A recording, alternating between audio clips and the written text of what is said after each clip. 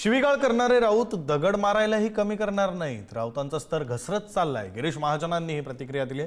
शिंदेंच्या शिवसेनेत गेलेल्या खासदारांचं स्वागत करतो असंही गिरीश महाजन यांनी म्हटलेलं आहे.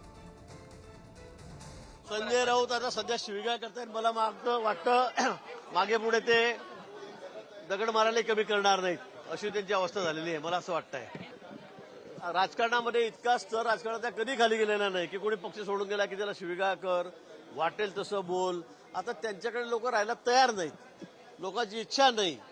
आता सगळे लोक मतदारसंघाच्या विकासासाठी, कामासाठी, निधीसाठी त्या ठिकाणी पक्ष सोडतायत आणि यांच्या वागणुकीमुळे पक्ष सोडतायत. तर यांना एवढं टोकाला जायचं, घाणघाण शिवीगाळ करायची, आई बहिणीचा उल्लेख करायचा, मला वाटतं हे काही अपेक्षित नाहीये, हे योग्य नाहीये.